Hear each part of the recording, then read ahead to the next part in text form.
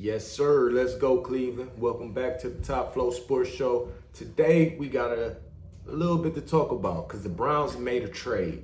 This is what I've been waiting for. Some more reinforcements into the wide receiver room. So now the Browns have Jerry Jeudy.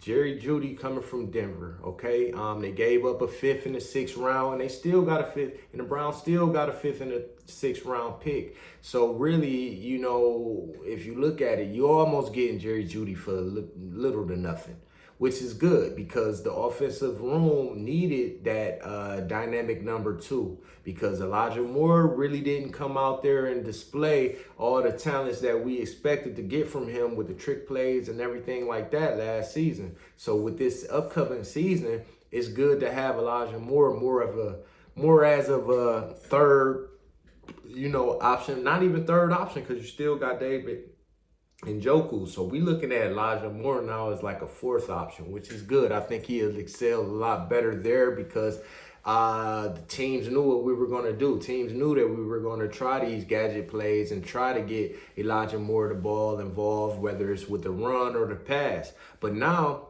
that you got Jerry Jeudy, they can't focus in on Elijah Moore as much, which should open up some space for him to be able to be to excel and basically get open, get some free space because, he works good in open field and we need him in the open field. Some of the stats for Jeudy, let's go back to 2020 when he first came in. Rookie season, 52 receptions, 856 yards, 3 touchdowns, 16.5 yards per reception. He was a rookie that year, so the receptions and the yards is very high. Not that many touchdowns, 3, we'll take it, but as a rookie, he did pretty well. 856 total yards isn't bad, especially on only 52 catches. He was basically, they weren't focused on him. They weren't paying him any attention. He was a rookie, and now, the next year they started focusing more on Jeudy, and Jeudy did 38 receptions, which is a 14 catch drop off, 466 yards, not as explosive, 12.3 average per carry. So his yards per reception, so his yards per reception went down 4.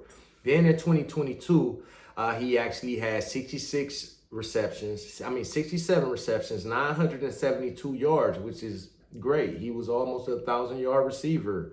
14.5 average reception, 6 touchdowns. So he was able to get his touchdowns up. He was also able to get his yardage up. This was now at the end of this year, the Browns were rumored to be getting Jeudy for the past season, actually. So we already had Jeudy on our radar after that season in 2022. Then in 2023, he has Russell Westbrook as the quarterback. He gets 54 receptions, 758 yards, 14 per reception, 2 touchdowns only, which I feel like with this offense that he's about to be in, granted, if we get Nick Chubb back, that's going to open up the pass a lot more. We are going to get Nick Chubb back. I believe Nick Chubb will be back home.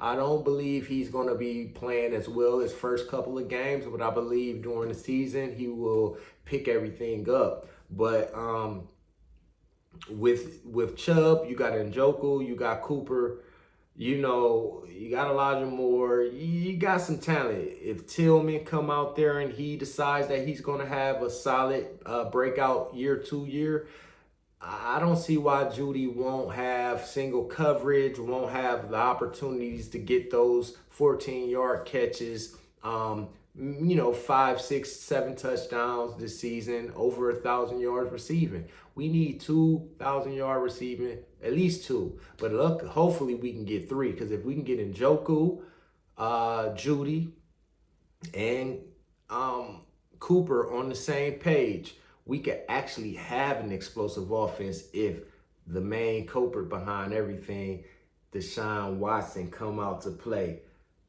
Jeudy's young. We only got him for a year. His contract is up at the end of next season.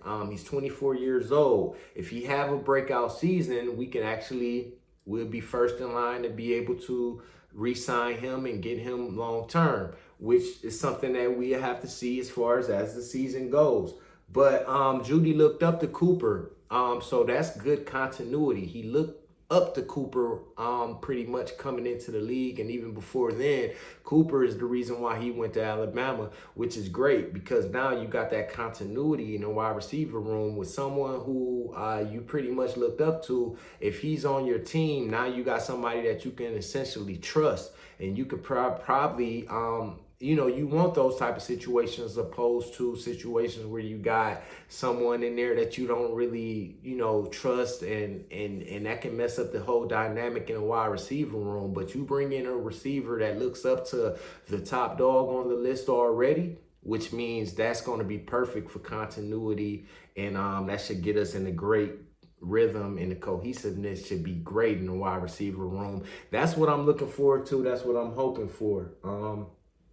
This definitely helps the wide receiver room, Cleveland. I think this was a good move.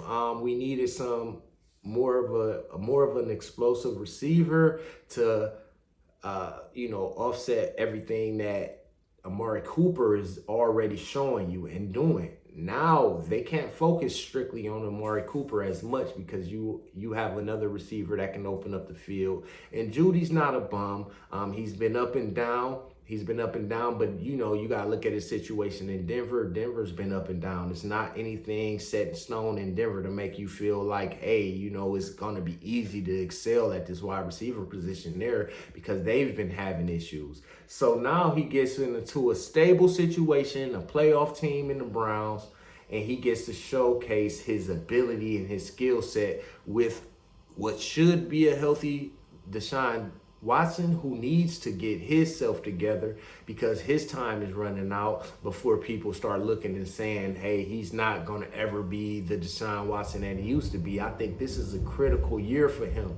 And hopefully he come out there and do what he got to do. But it's your boy Trey, Top Flow Sports Show. Like and subscribe. Thanks for watching this video. If you made it all the way through, we got plenty more to come. We're going to talk some more Browns. We're going to talk some more Cavs. And hey, shout out to the listeners.